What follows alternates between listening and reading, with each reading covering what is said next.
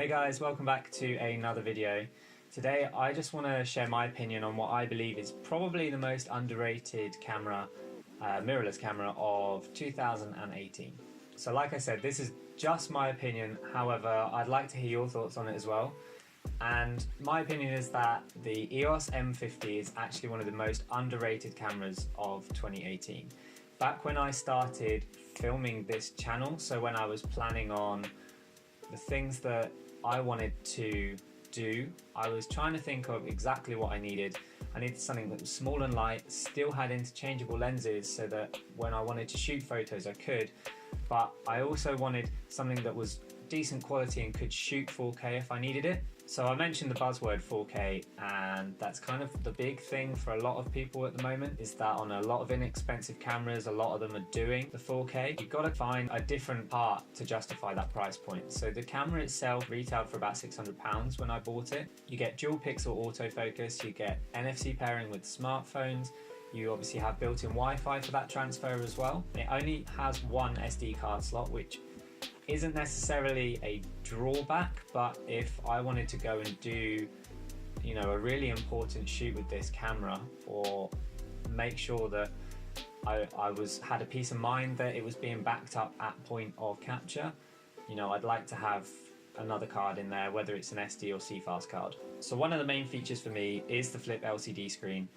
and that's because I like to be able to see, you know, when you're holding it out and you're doing the whole vlog thing, exactly what you're filming. I don't want to be guessing that I'm in focus or guessing that I've got the framing right. I want to be able to see exactly what's going on.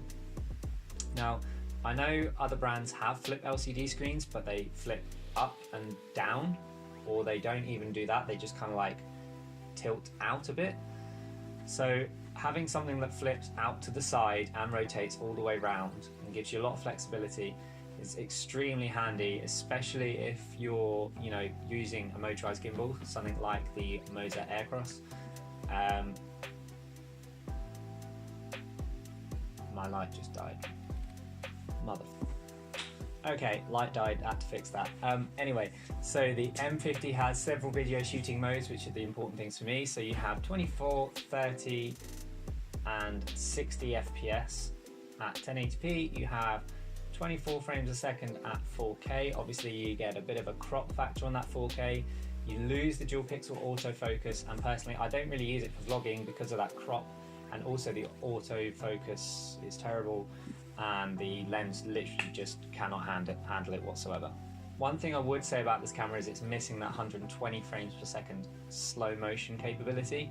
You know, if you really want those creamy B-roll shots when you're kind of out and about, you're shooting a handheld, you might not have your gimbal with you, you know, that really does kind of detract from some of that cinematic B-roll that you can get. I should add, that's in 1080p, because it does have 120, but in 720p, not 1080p, so shame, big shame. The main thing I love about this camera is the color science. So although I've loaded a profile on it, the CineStyle profile, to give it more of a raw feel when you export it into something like Adobe Premiere, the actual color science behind it is, you know, it's phenomenal. I absolutely love Canon's color science. It doesn't shoot in log, but this basically gives it a log profile. You can download it.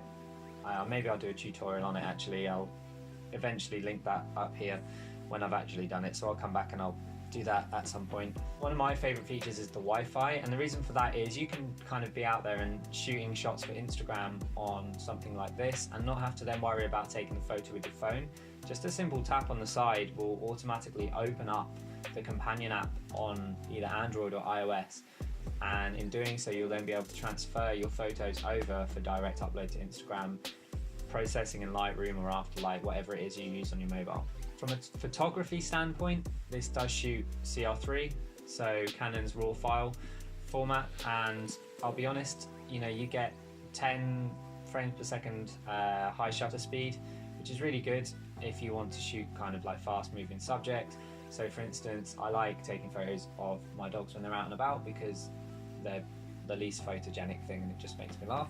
And when they're running around a field, you know, I can get some really good action shots, you know, grass, water up in the air, that kind of thing. I'm using this camera now for about 6 months. It's kind of been the camera that I've learned a lot of my current skills on. So anything that I've learned about photography and videography has realistically come from this camera. And I'll be honest, I haven't wished for a feature other than the 120 frames per second slow-mo that this camera doesn't have. The nice to have would be something like the built-in ND filters that the EOS R has, but you know, I'm not gonna hold out for that if I can just, you know, get a variable ND to go on the end of it. And I think that's a perfect summary, really. Like, I didn't regret buying this camera for the purpose that I use it for. You know, it's something, I've done a few photo shoots with this camera. I haven't done like a full-on video shoot. I've been doing all of these videos with this camera, and it's absolutely done everything that I needed it to. So that's it. That's my summary and opinion of the most underrated camera of 2018. If you like this video, hit the like button. If you want to stay subscribed, light up the bell, and I will see you in the next video. Too far away for me to...